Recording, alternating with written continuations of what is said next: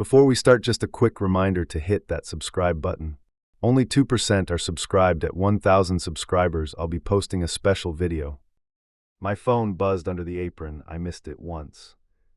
Second buzz harder, I grabbed with greasy fingers and swiped. A number I did not know. My stomach tipped toward the floor.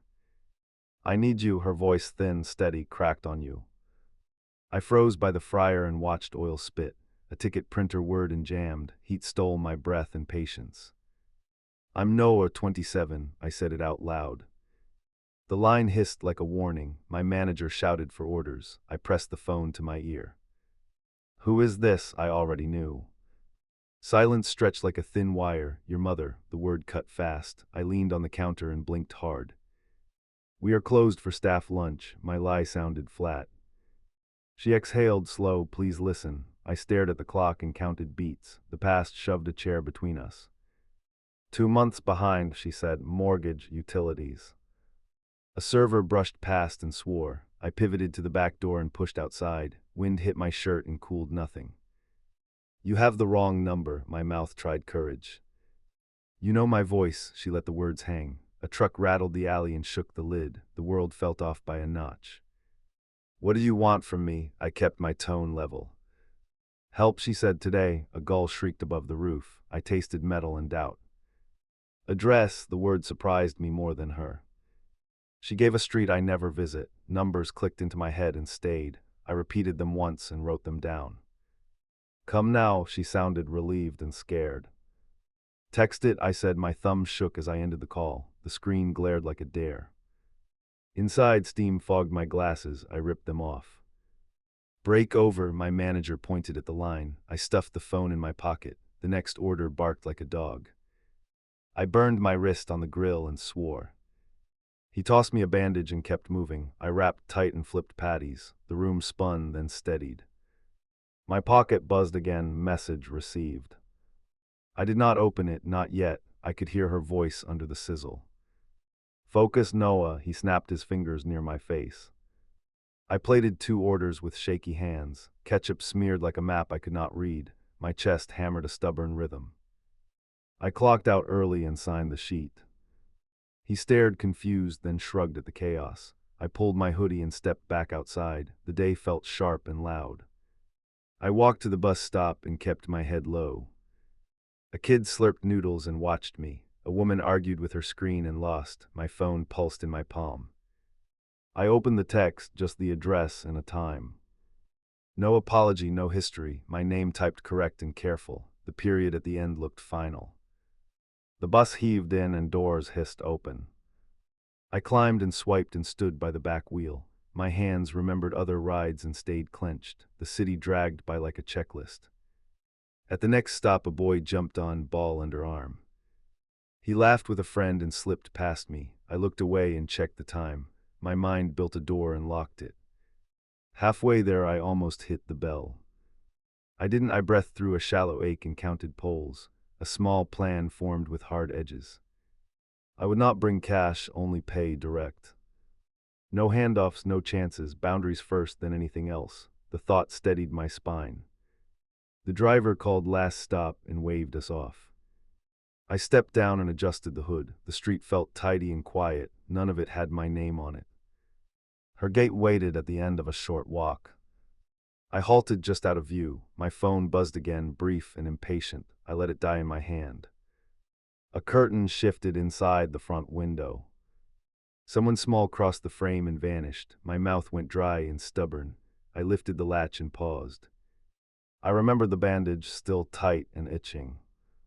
I pictured her glance landing on it. Old reflex sparked and tried to please. I kept my face still as stone. I pushed the gate and stepped through slow. A ball rolled from nowhere and bumped my shoe. Voices rose, then cut off quick. The door opened a sliver and held. I stood at the threshold and flexed my fingers.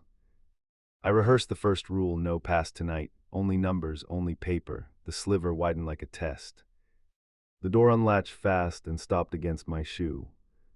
Her face hovered in the gap, older, guarded. She checked the street over my shoulder. I kept my hands visible and still. The air tightened between us. "Talk out here." I didn't cross the threshold. Her eyes flicked to my wrist, then back. "Please come in." She opened wider and waited. I didn't move and let the pause bite. 2 minutes, I said, on the step. She folded her arms and nodded once. A small voice drifted from deeper inside. She glanced back and swallowed hard. A child peeked around the corner and froze. Another whisper followed and disappeared. She lifted a hand and signaled quiet. I watched the hallway settle. My pulse stayed stubborn and loud. She reached for my sleeve and missed. "No scenes," I warned. "We keep this calm." She steadied Herschel. And pulled a thin packet. The corner trembled between her fingers. "Bills." She pushed it toward me without looking. "No paper trading," I said. "Show me accounts." Her mouth tightened as if bracing. She slid out a phone and tapped fast. My rule held for now. A notification flashed and vanished before I read it. She blocked the screen with her palm. "Ignore that." Her voice thinned and rasped. I held out my hand for the device. She hesitated, then gave it. A login page stalled and asked for codes. She reached into a pocket and exhaled. I forgot the second step. Her shoulders rose like a shield. I gave the phone back and waited. "Then we call." I pulled up the number. "We do it on speaker," I added. She nodded and rubbed her throat. The line rang and rang. Footsteps tapped in the hallway and stopped. "Who is he?" The boy tested the doorframe with a toe. "A helper." Her reply came quick and small. The words scraped along my ribs. The hold music cut out with a click. A voice greeted us by script. I verified nothing about me, only the account. She repeated details and stumbled once. I watched the threshold like a boarder. The representative asked for permission. She gave it with a shaky breath. "Next due date?" I asked. "Total past due."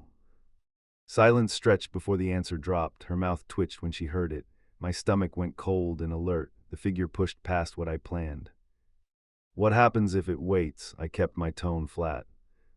"A sale date is posted," the voice replied. My grip tightened around the phone. She closed her eyes and leaned back. The hallway went quiet like a warning. "Send the formal notice by email," I said. The line confirmed and promised delivery. I ended the call and faced her. "No cash," I reminded, "only direct payment." She nodded and looked smaller. A different ringtone cut through the step like a blade. Screen lit with school. She flinched and let it ring. I checked her face for lies. She grabbed it on the last buzz. "Is he sick?" Her free hand shook once. A pause, then relief flickered and died. "Attendance issue," she muttered to herself. She ended the call and didn't meet my eyes. Something else pressed behind this house. "Listen," I kept my voice steady and short. "We fix one thing today." I held up one finger and waited. "Housing first," I said. She breathed out like she'd been underwater. I did not follow her inside. "Bring the last notice to the step." She vanished and returned with a single sheet. No stack, no clutter, just the piece that mattered. A stamped date glared near the top. I photographed the notice and zoomed the stamp. She watched my hands like they were tools. "We can cover a portion," I said, "but only through their portal." She nodded and clutched her elbow. A neighbor slowed and stared at us too long. I shifted so my back covered the entry. The kid reappeared and hugged her hip. She didn't move him away. The porch felt like a stage now. "Do not call me later for extras," I warned. "We schedule contact through text." Her jaw worked and then settled. "Understood," she whispered without looking up. A fresh ping hit her inbox. I opened the new message and scanned the header. The bank's clock marked a firm deadline, not weeks, days. My breath shortened to match the number. The path ahead narrowed to one lane.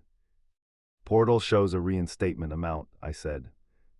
"Different from the balance you know." She frowned and touched the doorframe. I lifted the phone so she could see. The total weighted like a challenge. "We split roles," I said. "I handle payment mechanics. You call and confirm receipt." She nodded and pressed the speaker again. The child tugged her sweater and whispered something urgent. She smoothed his hair without breaking focus. A car rolled past and slowed at the curb. I turned slightly and angled my body. The engine idled like it had a question. The driver watched and then moved on. My skin stayed hot under the hoodie. "Password reset sent," the representative announced.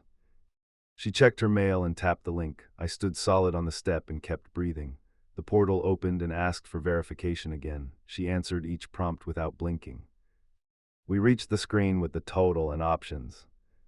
I chose a path that locked in today. She glanced at me for approval and waited. I nodded once with zero warmth. My thumb hovered for a beat too long. I authorized and the wheel spun and spun. No talking, no sudden moves, just waiting with muscles ready. The confirmation landed with a dull chime. My heartbeat did not slow. "We still need proof," I said. "Download the receipt." She followed and saved without fuss. I forwarded it to my email. The file left her phone and arrived on mine. Evidence first, forgiveness later. From inside the hall, a cough rattled and stopped. Her head snapped toward the sound. She almost stepped away from me. I raised a hand and blocked the move. Not yet, one more check. "Next step," I asked the line, "when D. O's the hold apply?" The answer came careful and technical. I pinned down the date with a second question. The voice agreed and updated the note. Margin for error looked thin. We ended the call and the porch went too quiet. She waited for me to say more. The child studied my shoes and shifted. I gripped the phone like a handle. We were not done by a long shot. "You can message about health next," I said. "Not now," she blinked and tightened her mouth. A tiny nod accepted the rule. She bumped the door with her shoulder. The hallway stirred again. I stepped back to the sidewalk and held up the screen. "I'll send you the deadlines in writing." She folded around the boy and steadied herself. "I will answer," she said, barely above air. The porch light flickered as if testing us. The notice rustled in her hand as she retreated. I stood there until the lock clicked. A shadow crossed behind the curtain and paused. My chest felt crowded and ready to burst. Something bigger was already walking our way. Tires squealed and the same car slid back. Window down, a man stared through me, who's handling her mess. He leaned over the seat and waited. I stayed on the stoop and squared my shoulders. His pupils looked glassy, booze obvious. I angled my body between him and the door. He smirked at the boundary like it was cute. My jaw ached but held. The door cracked behind me with a tiny clack. "Go," she whispered toward the hallway. A soft shuffle retreated deeper inside. The man clocked the movement and smiled. He liked leverage too much. "Tell her I'll fix it if I get cash now." He drummed the roof with 2 fingers. Fast solutions cost extra. He winked like we were partners. My stomach didn't buy the act. "No bills in hand." I kept my tone flat. "The lender already logged payment." He laughed into his sleeve. "You paid wrong people." That grin wanted a fight. "Call them on speaker." I held up my phone. He waved it away and reached for mine. I stepped back and lowered my arm. His breath hit sharp and sour. He enjoyed pushing lines. "Leave," I said, "or I call the cops." A curtain twitched next door. The engine idled like a dare. He scanned the street and measured his odds. He shrugged and leaned harder into the window. Her phone buzzed against the doorframe behind me. She checked the screen and blanched. Clinic reminder. Her mouth barely moved. My pulse jumped hard. The timing pinned us. I motioned for the message and read fast. "Pre-op tomorrow before noon. Deposit due at check-in. Failure cancels slot immediately." The words burned clean and cold. "I handle this first," I told the door. "Payment goes straight to the clinic." The man laughed under his breath again. "That house falls anyway," he added. His eyes wanted me to flinch. I called the listed number and set it to speaker. Automated prompts stacked like hurdles. I hit choices with steady fingers. A staff voice arrived, calm and efficient. The man rolled his eyes and mouthed, "Boring." "I'm authorizing funds," I said to the line. "Pull the deposit while we're connected." She pressed a hand to the wood. The amount landed in my ear like a weight. I agreed and gave details without pause. The car door creaked like it might open. I turned my stance just enough. He checked my posture and reconsidered. The payment wheel spun too long. My throat dried out fast. A chime confirmed success and flashed a reference code. "Send receipt by email and text." I repeated the address for accuracy. She exhaled into the crack. The man snorted and looked away. "Now the doctor keeps the appointment," I said. "No excuses tomorrow." Her knuckles whitened on the edge. The boy coughed once from down the hall. The sound cut through everything. "Keys," I told the man without blinking. He blinked back, confused. "Spare key for this door." He smiled again and stared at her. That smile tried to yank her backwards. "I don't have it," he muttered and glanced at the visor. I waited through the lie and let silence press. She reached behind the hinge and pulled a small ring. Her fingers shook as she lifted it into view. She looked at me, not him. "Give them to the neighbor instead," I said. "Witness matters today." She nodded and tucked the ring into her palm. The neighbor's latch clicked open a crack. The car's engine revved a little. He pointed at me and smirked heavy.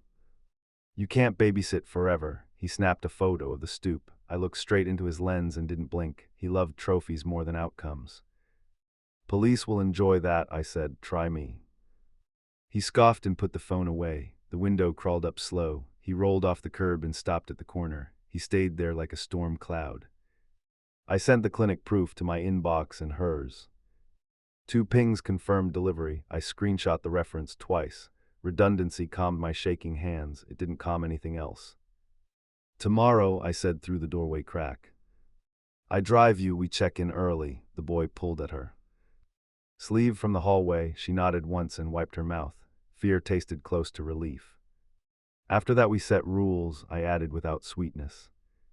"No surprises, no visitors." She pressed her forehead to the wood and breathed. I waited for the choice to form. The neighbor's door opened wider.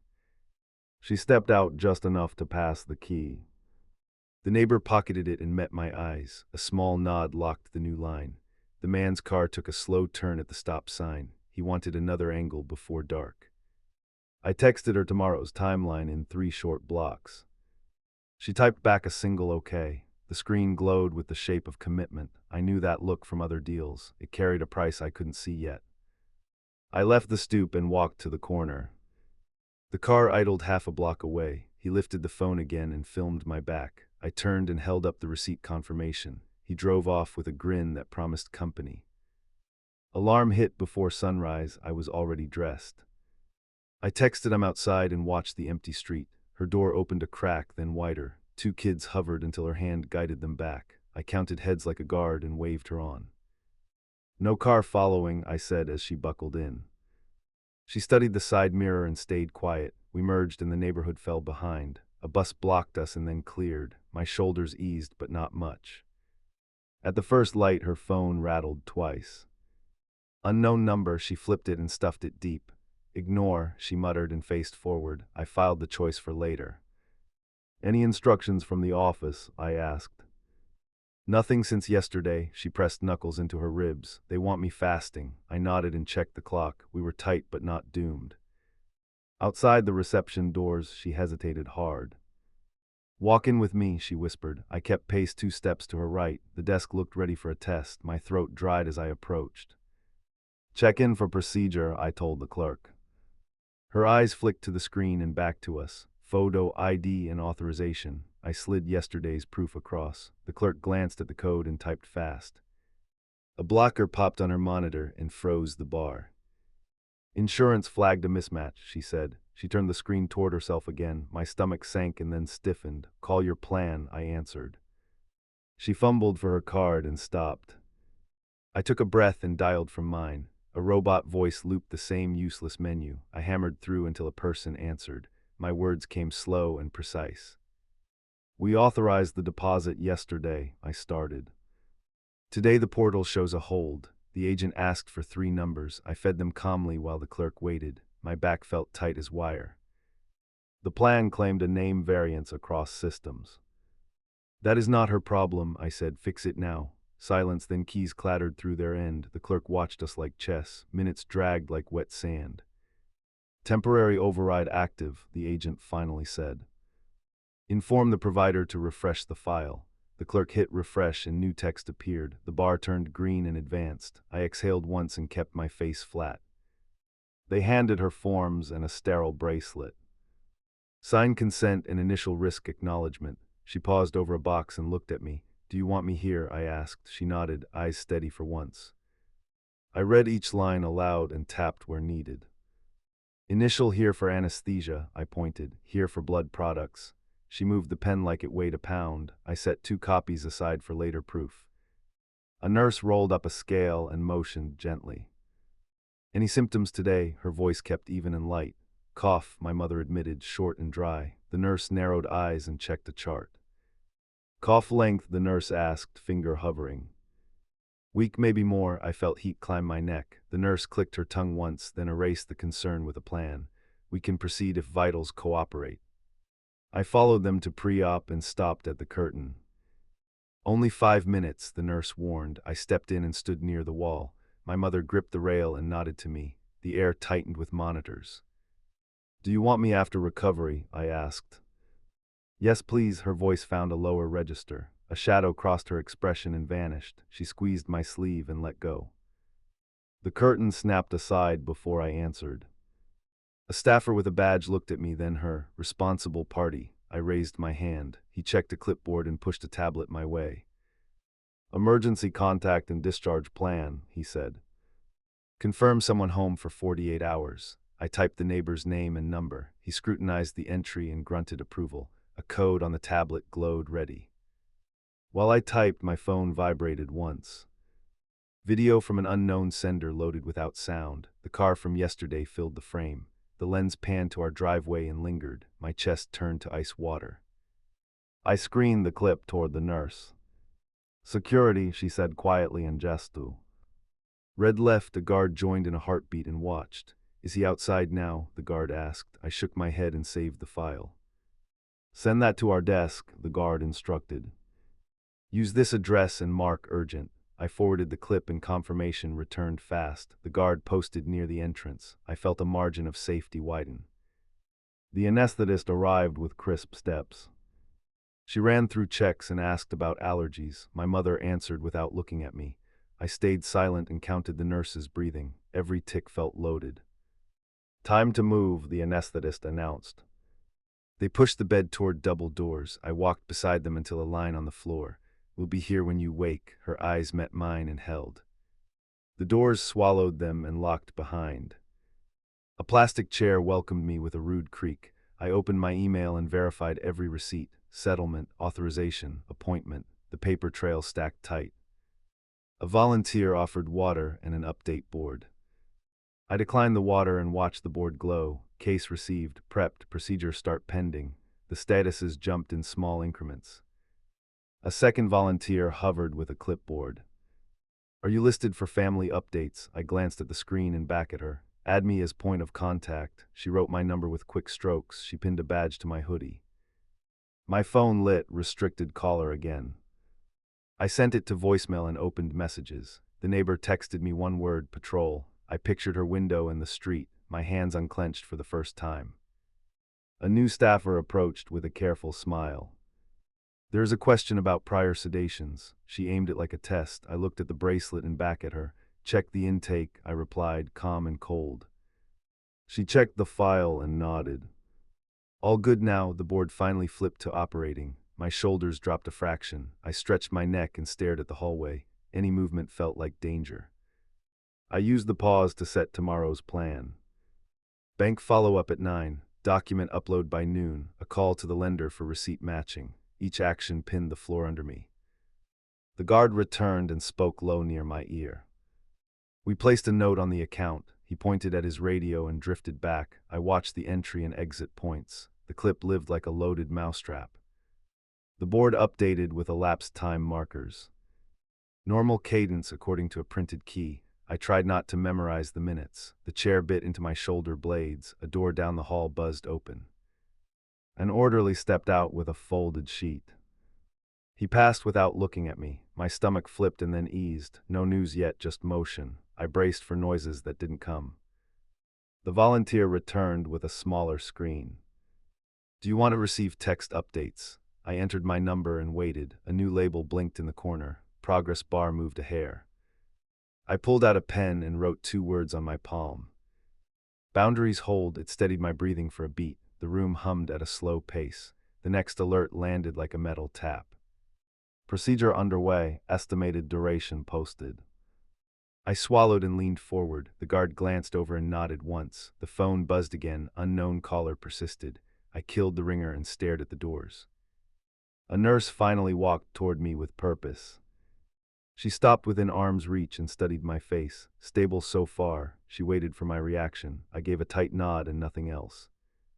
"Recovery Bay will call when ready." She adjusted the badge on her chest and left. I watched her shoes vanish around the corner. The board held the same line for minutes. Something in me braced for a swing. Then the screen jumped, closing steps began. I stood before I knew I had stood. A breath left me in a single rush. The badge on my hoodie felt heavy. The doors stayed shut like they were thinking. My phone buzzed with a fresh text from the desk. Back in 30, monitor stable, transfer soon. I exhaled and kept my guard up. I stared at the hallway where she would appear. The guard shifted near the entrance and radioed softly. The second volunteer checked bracelets at a side station. I rolled my shoulders and counted to 8. The doors parted an inch and then stopped. The doors finally slid, bed rolling toward me at speed. Her gaze fluttered open, then fixed. A monitor chimed steady. A nurse steered with quick wrists. Talk later, I mouthed as we moved. In recovery, the nurse checked lines and nodded. Pain level, she asked without looking away. Manageable. My mother's lips barely moved. I took the plastic chair and watched for drift. Water, she whispered and reached for air. Small sips, the nurse warned with a finger. I lifted the cup and measured the tilt. She swallowed twice and closed her eyes. The machine approved with a bored beep. A staffer approached with a clipboard and mask. Specimen sent to pathology. He held out a page. Follow up in 7 days. I scanned the instructions and circled the call time. The word pending pressed on my ribs. My phone buzzed. Front desk texted security cleared. I typed a quick thanks and pocketed it. The guard's silhouette shifted near the hall. For now the entrance held quiet. Quiet never lasts long. The nurse checked vitals again and smiled thinly. Transfer to step down in 20. I stood and stretched my neck. I'll handle discharge planning, I said. She pointed me toward the corridor station. At the desk, a coordinator tapped a tablet. Home support for 2 days, she read. No stairs. I entered the neighbor's number and spelled the street. The coordinator double-checked the digits and saved. A printer word with authority. On my screen, a fresh email pinged from the lender. Payment applied, review pending. I filed it and set a reminder for proofs, 1 thread at a time or everything tears.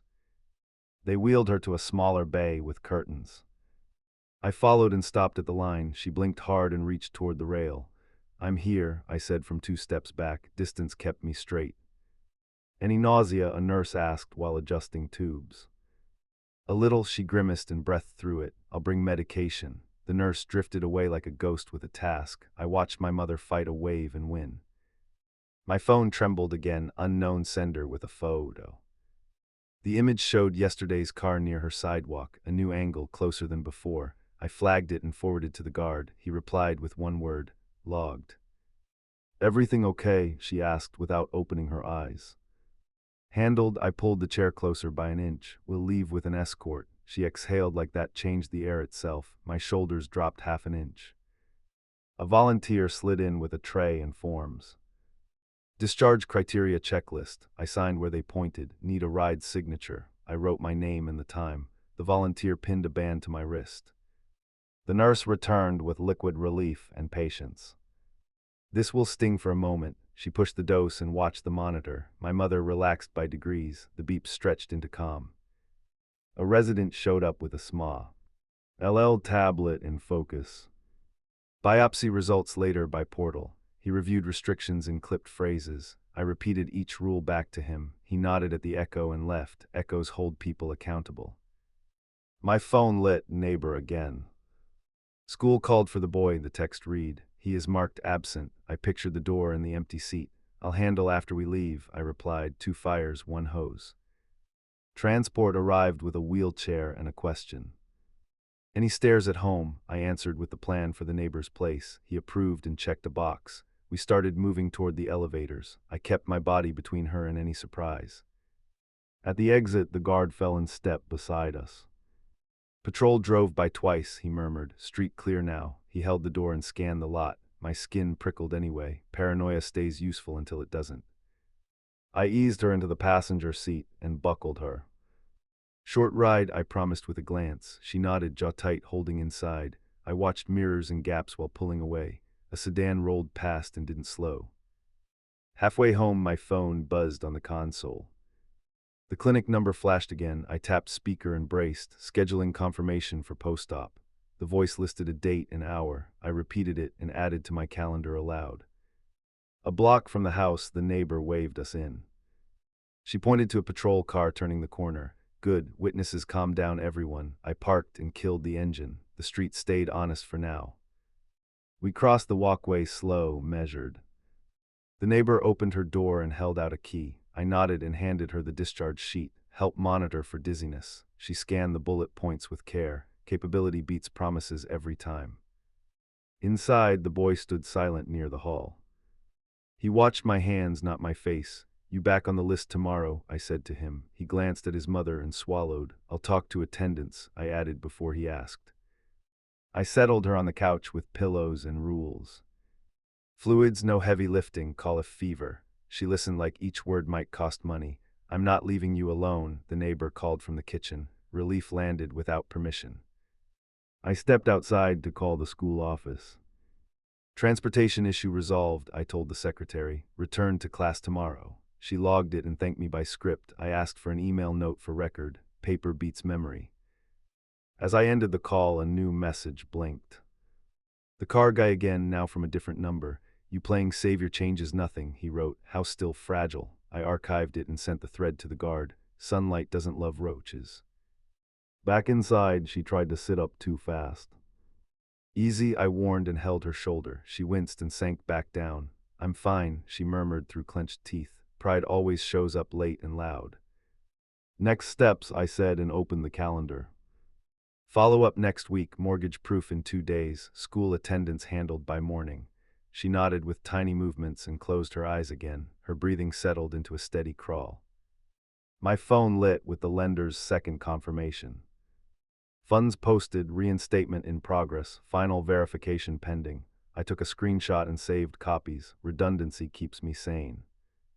The neighbor returned with a glass and a stern look. I'll stay until evening, she said. You get supplies. I made a list out loud and watched her nod. She handed me small cash and a short warning. No visitors while I'm here. I headed for the door and paused at the threshold. Do not answer unknown numbers, I told my mother. She touched her pocket and nodded twice. The boy stood like a sentry near the hall. He wasn't blinking much. On the sidewalk, a patrol car crept by again. The officer rolled down the window and studied me. Everything calm. I showed the security email on my screen. He read it fast and gave a brief salute. The engine murmured away.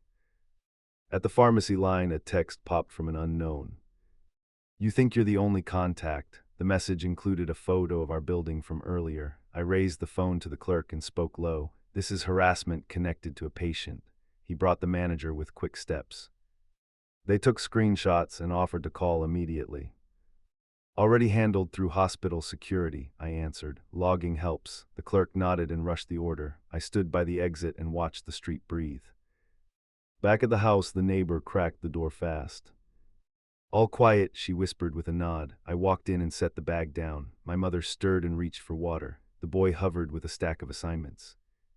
He looked at me like I might vanish anyway. I'll walk you to class tomorrow, I told him. We'll clear the absence with the office. He nodded and exhaled like permission just arrived. That sound put a dent in my armor. I checked my mother's pulse ox and the incision.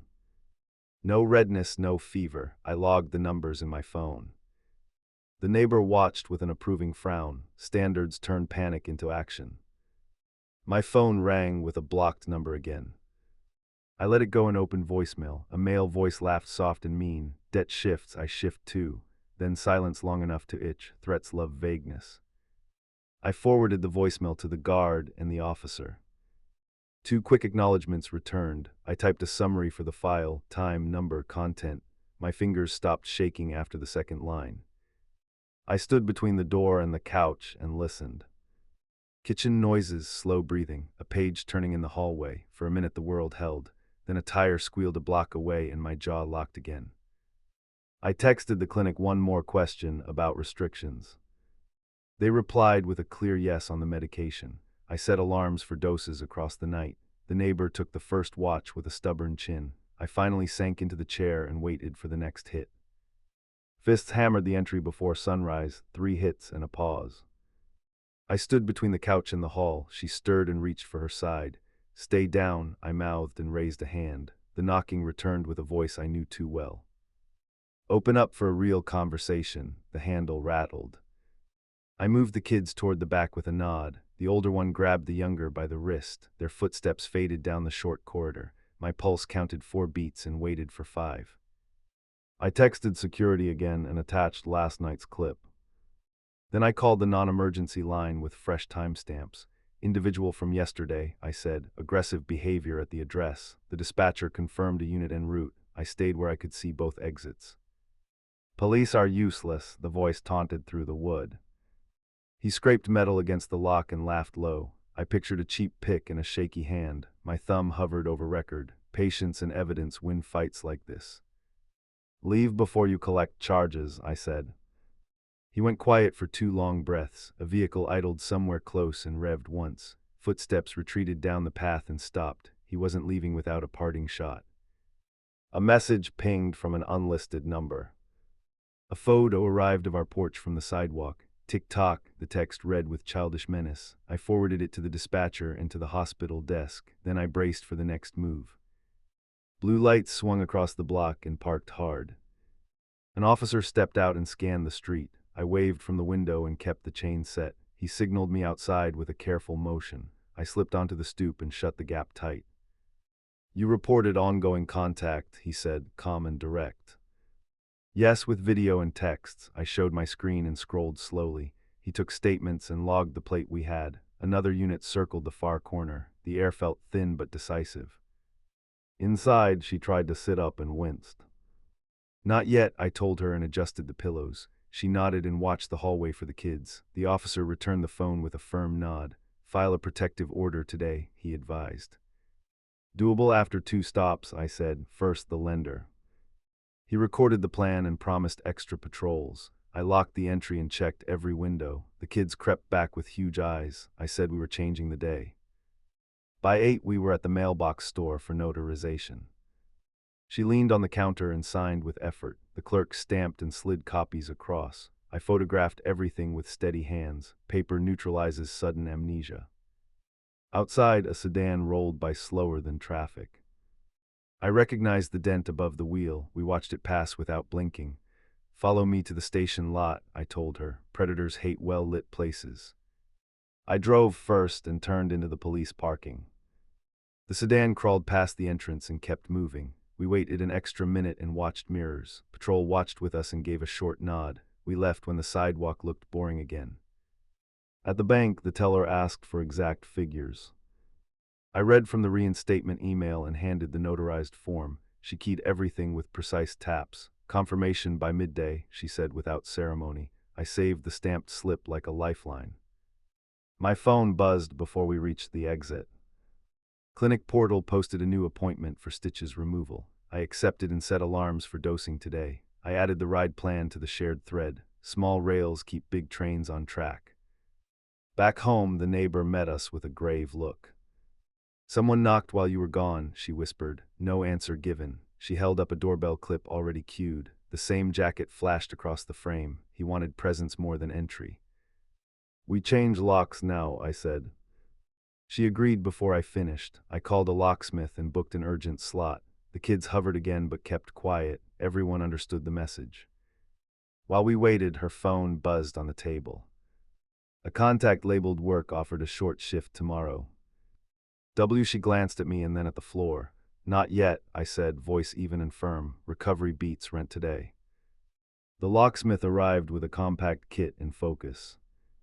Any unaccounted keys, he asked while unpacking. She looked at the hinge and swallowed.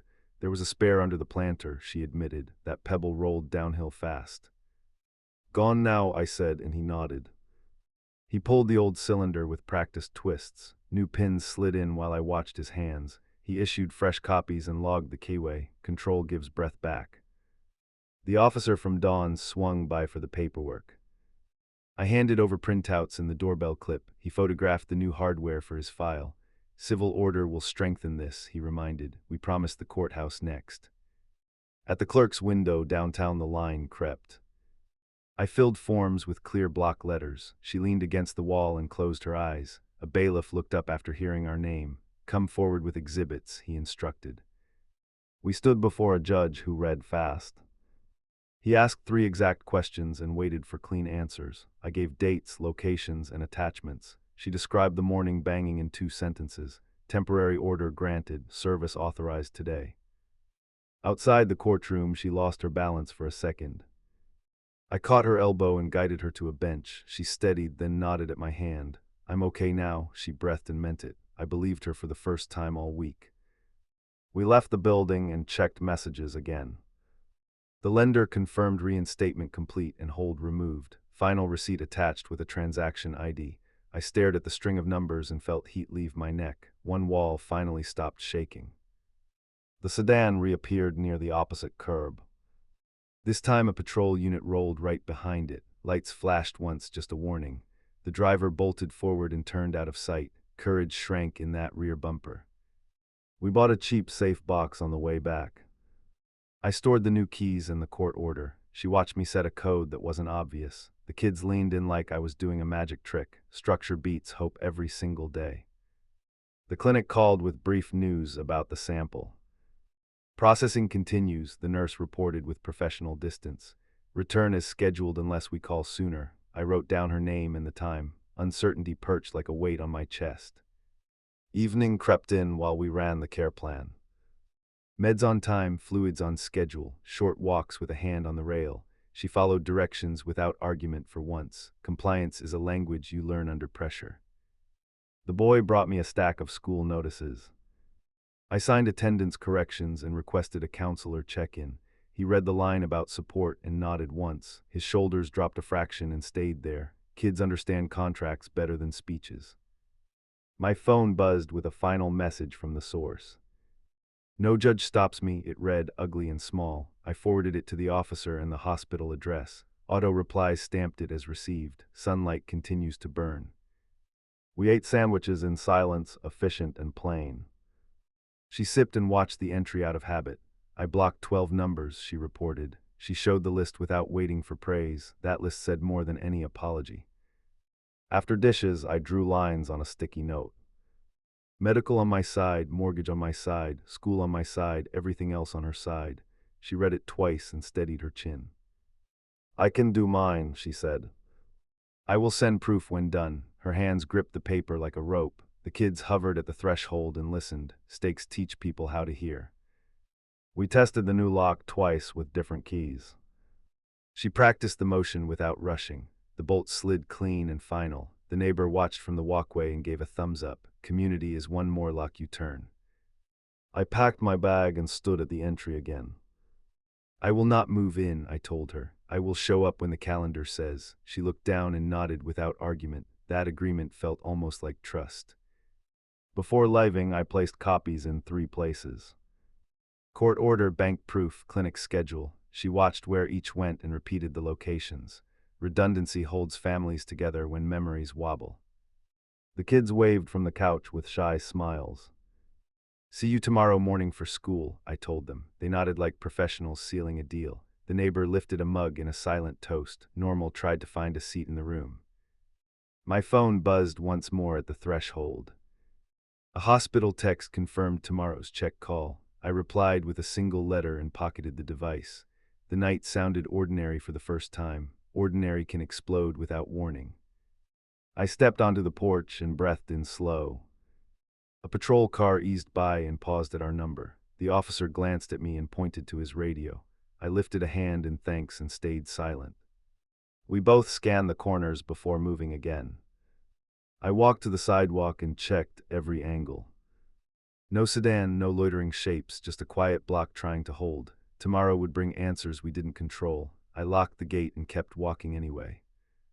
Halfway to the bus stop, my phone chirped gently.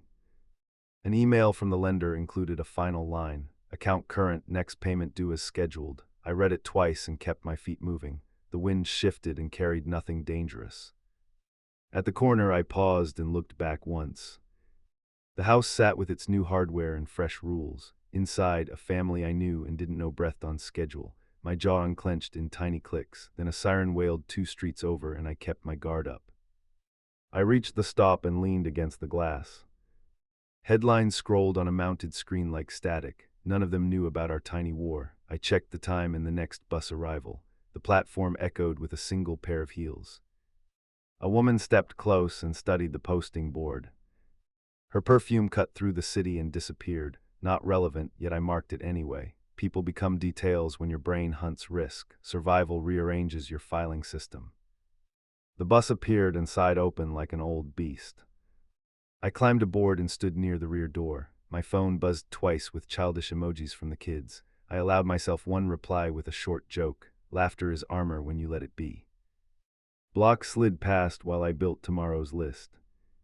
Check the post-op portal, confirm mortgage update with a live person, call the school counselor at midday, scan the street before leaving any building. Routine is a weapon when used correctly. The bus reached my stop and groaned to a halt. I stepped down and checked behind me once more. A bicycle bell rang somewhere out of sight, harmless, yet my shoulders rose anyway. You learn which alarms to ignore. At my place, I locked the handle and the bar. I set 2 alarms for medication reminders across the night. I stacked copies of everything on the table by the chair. I laid my hoodie over the backrest like a flag. The room held its breath with me. Sleep came in short intervals, edged with alerts. Every buzz sent my hand to the phone. Each time it was nothing urgent. Each time my heart needed another minute. By dawn, I had a plan that could actually hold. I headed out before the first bus filled. The street felt cooperative for once. I checked the sky and then the curb line. No watchers in sight, no engine idling too long. At the house, the new bolt caught clean on the first try. She opened with slow hands and cleared the path. The kids had their bags and their shoes ready. The neighbor raised an eyebrow like a quiet audit. Everyone waited for my cue. We walked together today, I told them. We locked up and started down the block. I scanned the crossroads and the parked vehicles. Traffic moved like a rehearsal. We crossed with deliberate steps and unshaken pace. At the corner, the boy squeezed my hand once. I squeezed back without looking down. The school came into view with its open gate. He let go and walked ahead with steady shoulders. I followed and kept counting. The attendance clerk greeted us with crisp efficiency. She stamped the note and updated the record. The boy checked the screen and relaxed. The girl tucked her schedule into her folder. Systems working feels like a miracle. On the way back, my phone vibrated with a short ring. Unknown again, then silent. I logged the time and ignored the bait. Silence sometimes means strategy, not mercy. I did not change pace. We reached the porch and checked the lock once more. I hung the keys on the new hook and stepped back. She looked at me like she wanted to ask for more. I kept my face steady and kind. Boundaries can be gentle and still be steel. Results will come when they come, I told her. We handle them in order after we see them. She nodded like someone signing a contract. The neighbor gave us privacy without moving far. The air felt loaded but manageable. I walked to the gate and lifted the latch slowly. Behind me, I heard dishes clink and a quiet laugh. Small sounds, honest and simple, held the room together. I stepped through and let the gate fall shut. The next call would decide our shape, and I was ready.